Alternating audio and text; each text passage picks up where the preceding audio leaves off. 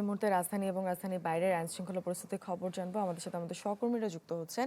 সুলতান মোহাম্মদ আরিফ আছেন আমাদের সাথে, তার কাছে জানতে চাই ধানমন্ডি থেকে যুক্ত আছেন তিনি, যে সেখানে আইনশৃঙ্খলা পরিস্থিতির কি অবস্থা। আরিফ।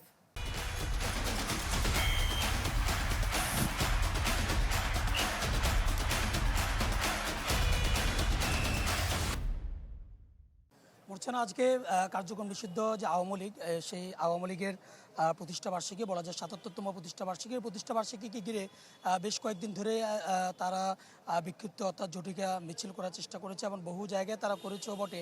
এবং একটি জায়গায় আমরা দেখেছি, গাজীপুরের মতো একটি জায়গায় তারা ঝটিকা মিছিল থেকে আইনশৃঙ্খলা রক্ষাকারী বাহিনীদেরকে থ্রেটও তারা দিয়েছেন।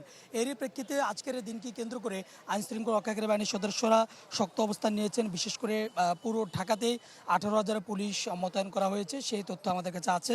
এবং এর পাশাপাশি ঢাকা সহ 6 জেলায় সেনাবাহিনী মোতায়েন রয়েছে এবং 5টি জেলায় বিজিবি মোতায়েন রয়েছে। এছাড়া সাদা পোশাকে আইনশৃঙ্খলা রক্ষাকারী বাহিনীর সদস্যদের উপস্থিতি কিন্তু আছে।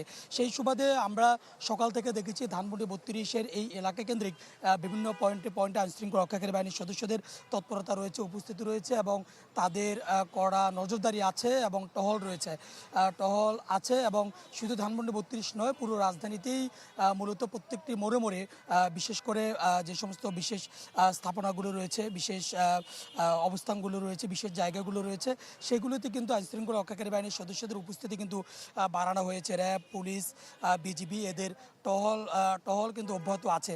এবং যে বিষয়টি আমরা শুরু থেকে বলতে চেয়েছিলাম যে গত 2025 সালের 12 মে যখন আওয়ামী লীগের কার্যক্রম নিষিদ্ধ করা হয়, এরপরে তারা বহুবার চেষ্টা করেছে এই ধরনের তাদের অবস্থান জানান দেওয়ার জন্য।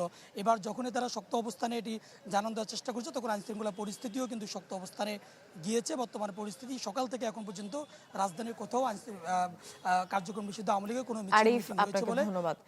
এবারে বাদল সাহা আছেন আমাদের সাথে গোপালগঞ্জ থেকে, তার কাছে জানবো বিস্তারিত। বাদল।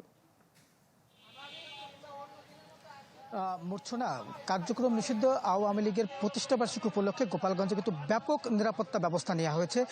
গতকাল সেনাবাহিনী মোতায়েনের সিদ্ধান্ত হওয়ার পর কিন্তু রাতেই সেনাবাহিনী গোপালগঞ্জে পৌঁছেছেন। তবে আমরা কিন্তু সকাল থেকে বিভিন্ন স্থানে ঘুরেছি, কিন্তু কোথাও কিন্তু সেনাবাহিনীর কোনো টহল আমাদের চোখে পড়েনি। তবে গোপালগঞ্জের বিভিন্ন স্থান, যে বিশেষ করে গুরুত্বপূর্ণ স্থানগুলোতে কিন্তু পুলিশ মোতায়েন করা হয়েছে এবং পুলিশের যে টহল টিম রয়েছে তারা কিন্তু সেটি টহল দিচ্ছেন। আর এই কার্যক্রম নিষিদ্ধ আওয়ামী লীগের প্রতিষ্ঠাবার্ষিকীকে কেন্দ্র করে কিন্তু বিভিন্ন স্থানে অভিযান চালিয়েছে পুলিশ। এর মধ্যে কিন্তু 6 জনকে গ্রেপ্তার করেছে পুলিশ। তার মধ্যে কাশিয়ানীতে 4 জন এবং মুকসুদপুর থানা পুলিশ কিন্তু 2 জনকে গ্রেপ্তার করেছে।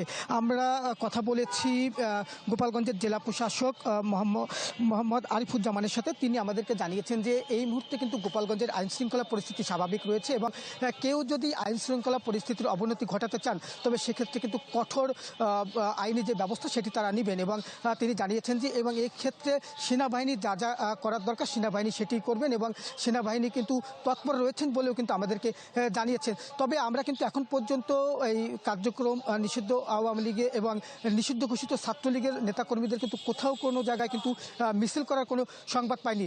তবে এর আগে কিন্তু ছাত্রলীগের যারা নেতাকর্মী তারা কিন্তু মিছিল করেছিল এবং সড়ক অবরোধ করেছিল, যে কারণে কিন্তু গোপালগঞ্জের প্রশাসন একটু কঠোর অবস্থানে রয়েছে বলে কিন্তু আমাদেরকে তিনি জানিয়েছেন। এই ছিল আমার কাছে গোপালগঞ্জের আইন শৃঙ্খলা পরিস্থিতির সবশেষ খবর। মূর্ছনা। বাদল, আপনাকে ধন্যবাদ। দর্শক, রাজধানী ঢাকা এবং ঢাকার বাইরে থেকে আইন শৃঙ্খলা পরিস্থিতির খবর জানাতে আমাদের সহকর্মীরা আমাদের সাথে যুক্ত হয়েছিলেন।